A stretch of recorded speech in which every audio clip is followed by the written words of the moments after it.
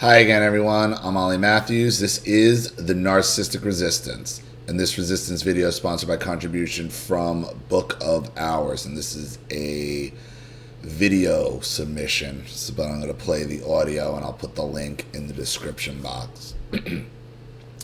You and some other podcasters have inspired me to start some podcasting on my own. I feel this is a community of people coming together to help each other through systematic abuse that, if not for your podcasts and others like you, could suffer immense repercussions and never know why they were always being victimized in life. It always starts with the mother, doesn't it? I have a few questions for you in this video I did. One, do you find that more women are scapegoats than men? Can you talk a little bit about that and why? Well, I'll watch the video first, but I have more women followers. I mean, I think it's 72% of my views are from women.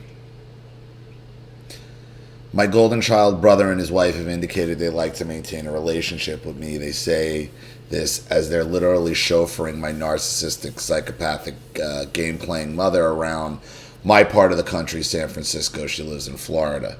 Can you comment on that? They don't know that I know she's in town.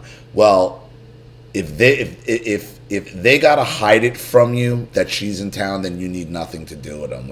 Before I even hear your story, the fact that they don't respect you enough to keep her away from you tells me that they're a problem that needs to be cut out before I've even heard anything. I know there's other questions in my video somewhere. Oh yeah, Escape from Narcissism has mentioned you. She's a podcaster and her name is Rachel. She hasn't done anything in months. I was wondering if you knew what was up with her, if she's okay. I think I've seen her comment in my threads, but other than that, I have no idea. So, let's see, go to the video. Here we go. Hello, this is Julie with Book of Hours. I live in San Francisco, California, and I have been listening to Ollie Matthews, The Narcissistic Resistance, for a couple of months now. And I have gotten so much help from him that I wanted to actually give him a little bit of a shout out and tell a little bit about my story and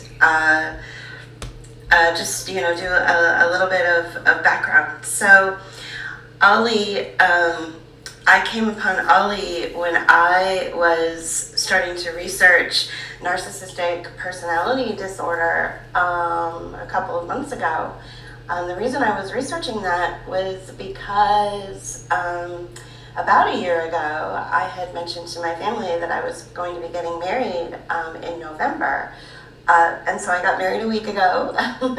And the family's response to that was to sort of give a lackluster, not very excited response to that, which I thought was weird. They'd all met my fiance at the time. They all knew who he was. And I thought that they would show a little bit more excitement for me, but they didn't. And I realized through a series of community. You got to find your own excitement, and we get disappointed so many times because we do things and we base our happiness on their reaction, at a hoping for their approval, and that's that's so much what our problem has been throughout life, is that our happiness is based on their approval. Approval you're never going to get. Approval you were never going to get anyway. Communications, which were very odd from them, that I was the scapegoat, and it's a suspicion that I had always had. I always described myself as a second-class citizen in my family, and I've been saying that for decades. And so what I realized through listening to Ollie Matthews and another YouTuber called Escape from Narcissism, was that I was a scapegoat. I'm a scapegoated child of a narcissistic mother, and also a pathologically, I think he's a little bit of a psychopathic brother, and then a golden child brother. So I realized that that was my role and that was my dynamic, and so as a way to deal with that and understand what that means and how to cope with that and how to take that and not let it adversely affect my marriage, I decided to do some research, and I learned about no contact, and I learned about some of the backlash that might come as a result of that, and also the process of dealing with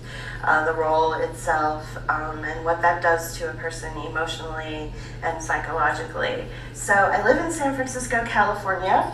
Ollie Matthews lives in Florida. So does the narcissistic egg donor. I don't like to refer to her as my mother.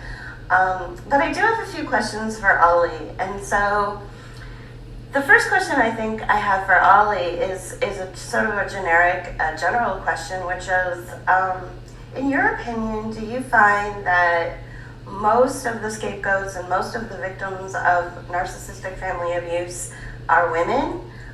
One of the reasons I listen to you, Ollie, so regularly is because of the fact that you are a man, which I found to be really unique. Most scapegoats and most of those that are victims of abuse are women, and I found that to be really interesting that you're a man. And so based on your experience, and you've got a ton of followers and a ton of people that contact you and ask you for advice and ask you to walk through their circumstances, most of the people that contact you I know are women. And so I thought, could we talk a little bit more about that? Why is it that women are the victims in these roles and in these scenarios? I don't think there is as much as the victim. I think it's pretty even who gets to be the scapegoat. I think it's societally, men have a harder time admitting to a lot of the stuff that happens through narcissistic abuse, the cluster B spectrum.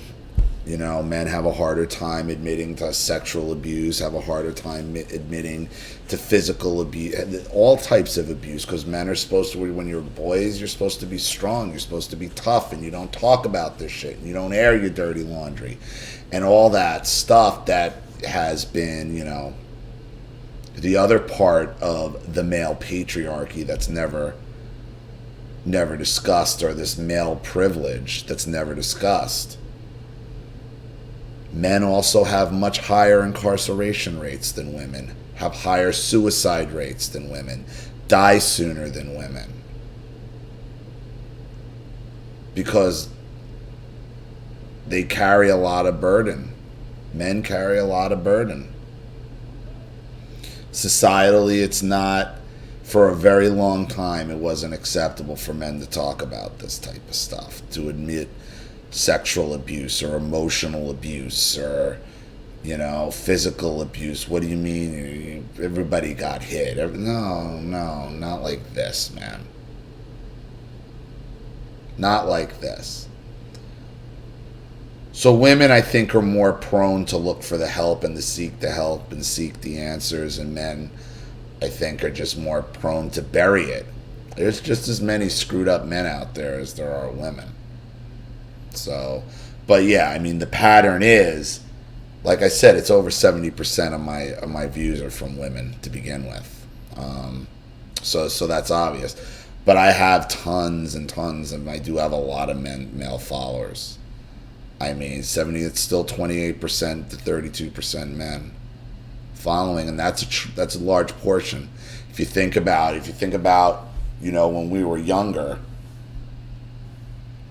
think about 28 to 32% of men in some sort of therapy when we were younger. So things are changing. And for men, it's a lot harder because a lot of times the abuser was the woman. So how do you admit as a man that your abuser is a woman? A lot of the time. So I think that's why women get, viewed as, more of a scapegoat than a man. But I think it's pretty even. I don't think it's one or the other. Because you get scapegoated for different reasons, you know? So that's the first question is, if you could just give some insight into, why women are victimized by their families and why they're often the scapegoats. And the second is regarding the no contact rule. I'm having a challenging time with the golden child. So just to give you a slight background, I announced to the family that I was getting married a year ago, and I didn't really hear anything. So for about 6 or 7 months, I got their initial response, like the day of, which was January 1st, 2017. Their initial response was to show some sort of lackluster excitement, only because they had to. I announced it on Skype with them, and the response was pretty lame.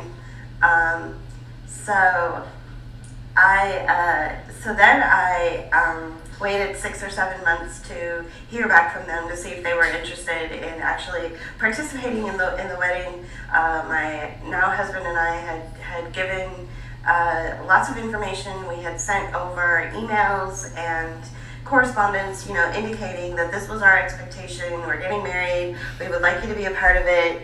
Please respond. And we really didn't get any response. We got no response. So when you don't get the response right away for something on a wedding from your family, I'm sure there were mega red flags before any of this, Julie. Like you said, I mean, you've been a scapegoat with your family your whole life. So none of this should have really come as a huge shock to you. Okay, but you were still investing your own happiness in them instead of in yourself and your husband and your new husband and your new life. They stole something from you there. They stole something from you there. You let them take it because you put some of your happiness on their reaction. When I sort of confronted them about that 6 or 7 months into the year, after not really hearing anything, the response to me was to attack me. All of a sudden, the psychopathic flying monkey brother of mine sent a horrible email, basically, saying that I had said some really nasty things about the family, and I was like, whoa, what does this have to do with the fact that I'm getting married and I was hoping that you would participate? I hadn't heard from you in 6 months, so I'm following up going, this is kind of weird. Are you interested in even coming to San Francisco and being a part of this thing? Like, it just was completely, totally out of blue. And then the next thing was that when I spoke to my mother about how she had not spoken to me in 6 or 7 months about the wedding, and it was coming up in a couple of months, her response was to go absolutely like batshit fucking hysterical on me. It was, she was like, oh my God, I've been in depositions and I've had a health scare and I was unconscious and I was in a coma and I've been in the hospital and I don't know about your uncle. And she spun out and went into some hysterical place that was kind of a trigger for me and a little bit of a warning, because I had a former friend do the same thing to me who turned out to be like a true, pathological narcissist. I mean, she's even been... Yeah, you have to understand, Julie, at your greatest times of your life, your watershed moments of your life, they're going to steal your spotlight and make it about them. They're going to take all your spotlight away from you and make it about them at every opportunity. My question to you is, based on your life and your brother saying, well, you said horrible things about the family, you didn't deny it. I'm not saying oh, well, you deserve it. No. Obviously, you've had problems with them previous. Why did you want them there to begin with? Why were you basing your own happiness on abusers? Diagnosed with bipolar personality disorder, so I saw a lot of the same responses from my mom that I saw in this person, and it was really a red flag to me. It really made me nervous when that happened. So So that happened, and so I decided to go no contact. I just said, okay, that's it. I'm going no contact. I've done a little bit of research up until that point about their strange lack of investment into my wedding. It seemed really odd. I was hoping that the family would normalize and people would actually give a shit that I was getting married and all this, but no such luck. So I decided to go no contact, and after I went no contact, my mother. They will never just give a shit about you after decades of not giving a shit about you and abusing you. You think they're just gonna because now you're getting married. Oh well, now she's getting married. Now there is no golden ticket to get out of abuse, Julie. None. There's no golden event, no golden ticket, no golden happening that's going to get you to the status that you want to be with these people. Ever. They use those opportunities where you think like this might change things for me to crush you down worse, to destroy you, to finish you off.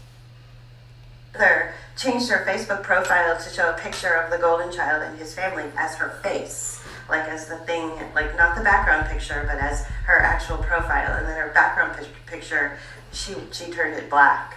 So, oh, and then I got a FedEx from her in the mail 2 days before my birthday that said, I won't be attending your wedding.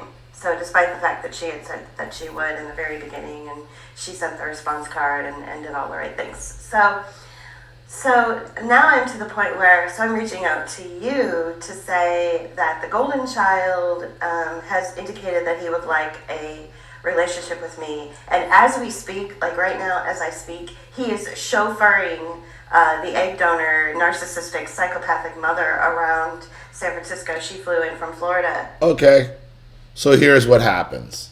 Okay, like with all golden child, like with my brother, the golden child. Once you cut off the source from her supply, the golden child then starts to getting scapegoated. That's why he's brought your mother in, okay? Brought your mother out to San Francisco to target you, okay? Because I guarantee you he is taking a barrage of her bullshit. All the bullshit you were taking off her, he's getting. Absolutely, he's getting. And now he's like, hey, let's just... He's trying to throw the old dog his favorite old chew toy that he lost. Favorite old chew toy, so she can just gnaw on it some more because he don't like it. They got rid of that old chew toy because they thought, we didn't need it anymore. It served its purpose. Oh no, that old dog is gonna look for something else to chew on. We better go find. Hey, where's that chew toy? Oh, it's out in San Francisco. Hey, let's bring. Hey. That's all that's going on right here. That's all that's going on right here. He don't want a relationship with you. He wants you to get back in your mother's crosshairs. A couple of days ago, they don't know that I know this. I know this though. And she flew in, and they're chauffeuring her around. And I think my biggest issue, and it's another sort of generalized question that I have for you and your followers, is how in the world do you cope with the unfairness of it? It literally feels like this narcissistic. How do you cope with it? You understand you're entitled to your anger. Okay, because you see the manipulation all around it. You're entitled to your anger. You cope with keeping them out of your fucking life. You're on the West Coast. She's in Florida. I mean, you can't get much more physical distance from these people. Okay, you should tell your brother, I don't want to relate. Not only do I not want a relationship with her, I don't want a relationship with you. I don't want a relationship with you because I know you're up to something. Otherwise, you wouldn't have dragged this fucking rancid cunt out here. How do you cope? You cope with understanding that you're not the problem. You were never the problem. These people are the problem. Look at the lengths they'll go to after fucking you over on your wedding and hurting you like that. Okay? Look at the lengths they'll go to manipulate you. That's how you cope, to always remember they're the fucking problem. And my anger and my feelings and my hurt, I'm entitled to them. It's righteous. I need it. I need it to remember to keep you people the fuck away from me.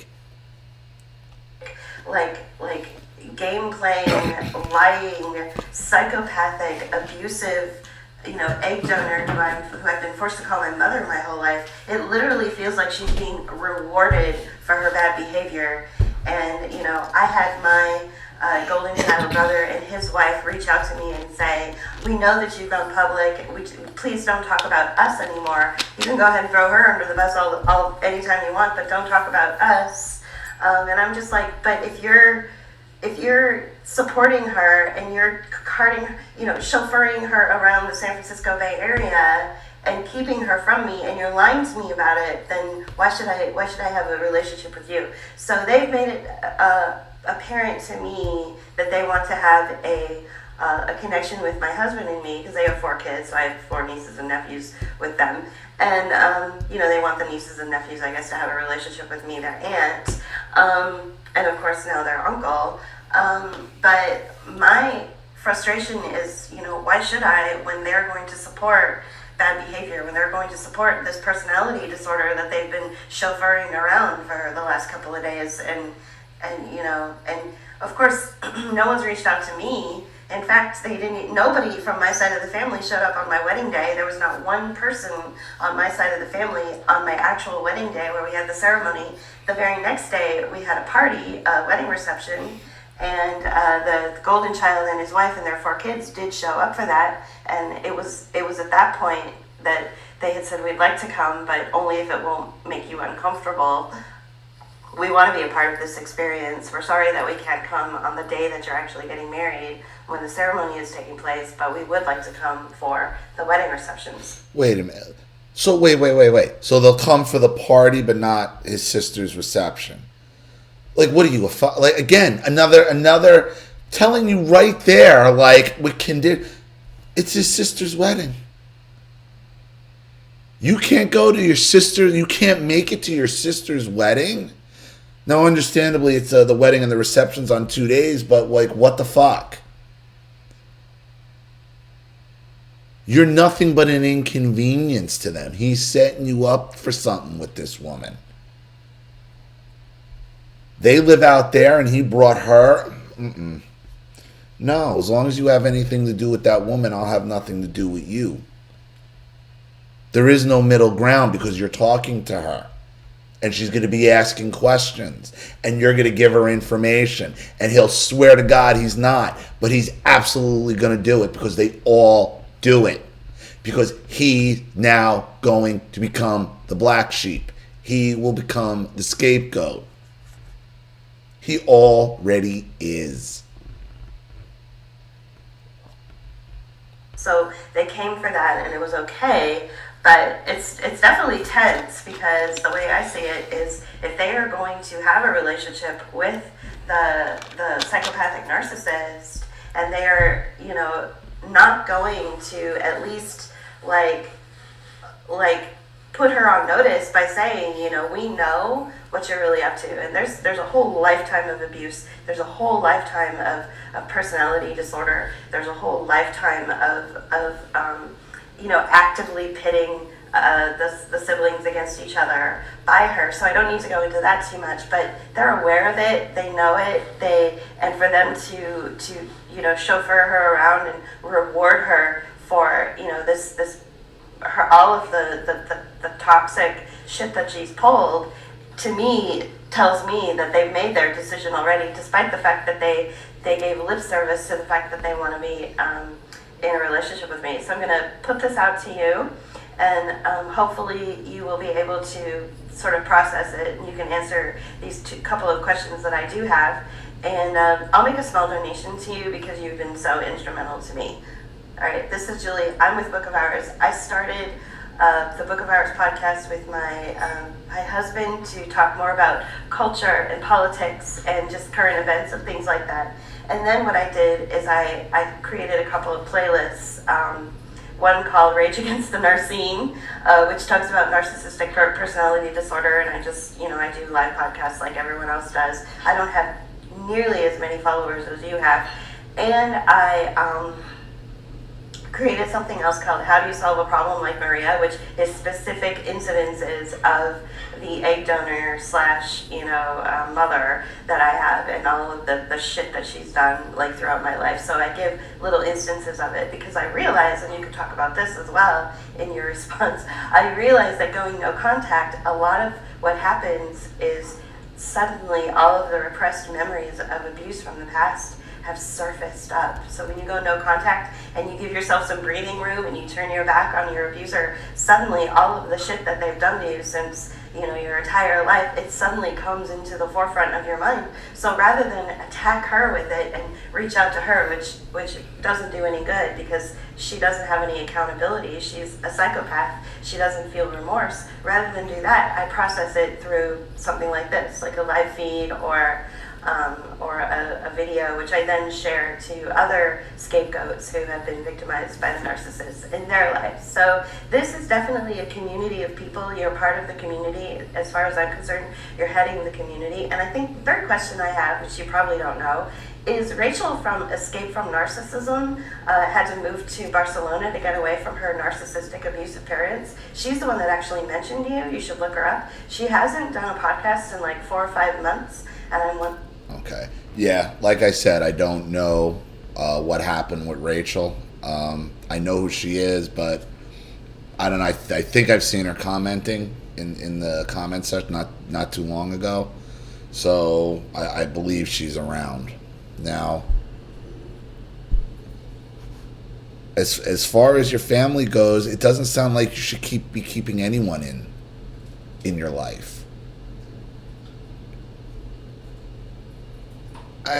How you don't RSVP for your own for your sister's wedding. You show up for the reception, not for you're an inconvenience to them. And all he's doing is trying to serve up his mother's favorite target back to her. Because I guarantee you, he's sick of listening to her bullshit. He's sick of it.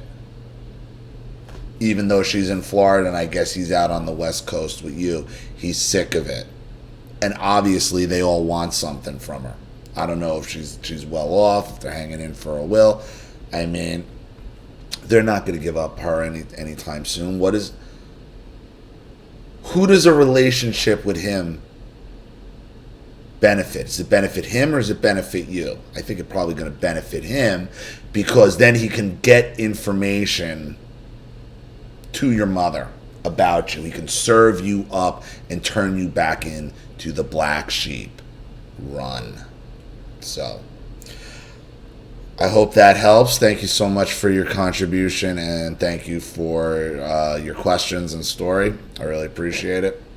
Thank you to everybody watching. Please leave any opinions or advice in the comments section below. And again, if you want your story read on the channel, you have a topic you'd like me to cover, a narcissist you'd like to expose, you'd like to set up Skype, a phone call, have a private video made, or a Facebook live chat, or you'd like to sponsor a video like this for someone who needs help and can't afford it, or just make a contribution to the channel in general to help it succeed, grow, and survive, because remember, this channel survives 100% on contributions from all of you. Without you, this all goes away. So if you like this video and you want to see more like it, you know what to do with the PayPal and email links in the description box. Also, please like and share this video wherever you can. Subscribe to my channel if you haven't, and be sure to click the subscription bell to be notified of all my video uploads. I'm Ollie Matthews. This has been the Narcissistic Resistance. Take care.